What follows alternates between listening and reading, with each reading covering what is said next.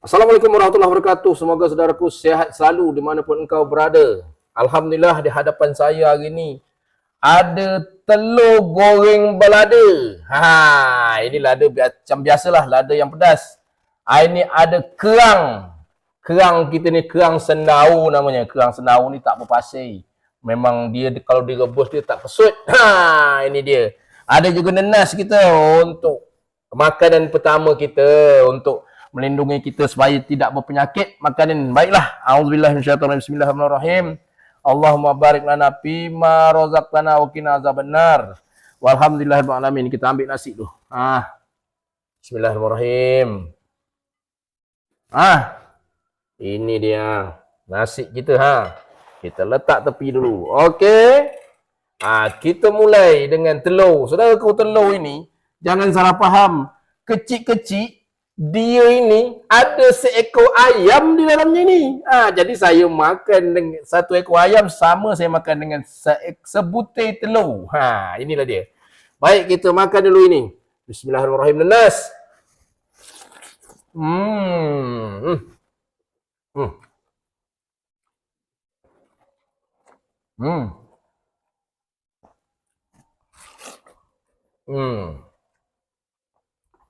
Itu sambung.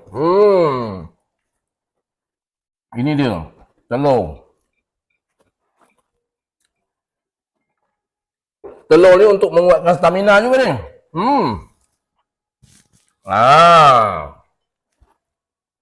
Nyam nyam nyam nyam nyam.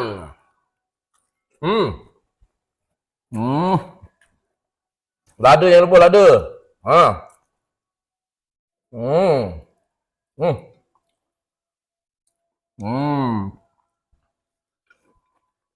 Kita ada selada ni. Daun salad.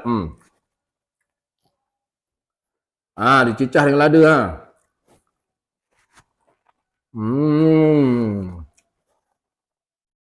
Kerang senau.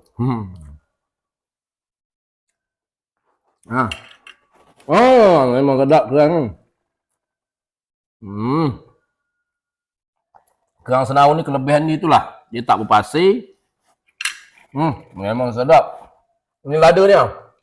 Lada ini kalau digigit, anak-anak jangan hati. Ini kalau digigit, berasap mulut menggigit, telinga berasap.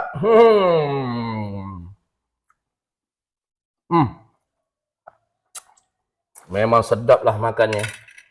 Alhamdulillahirrahmanirrahim.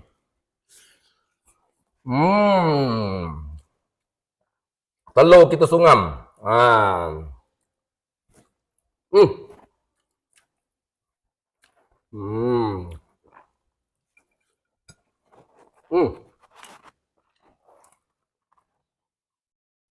Memang sedap. Kalau kerang senau ni boleh ada beli. Memanglah kerang senau dia elok. Satu lagi telur. Berarti saya makan 2 ekor ayam hari ni. Tambah lada dia. Lada dia jangan lupa. Kalau dah berlada ni paling sedap.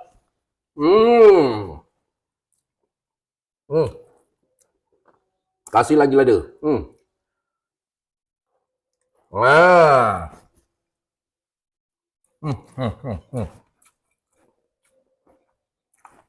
Memang sedap.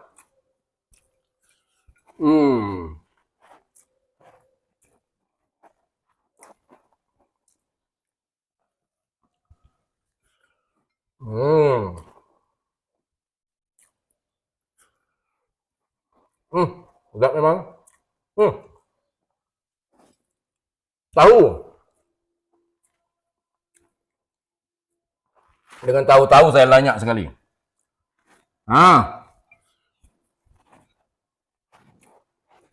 Ini dia.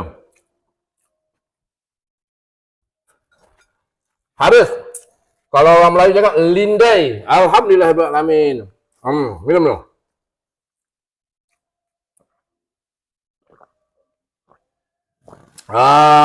Okeylah. Assalamualaikum warahmatullahi wabarakatuh.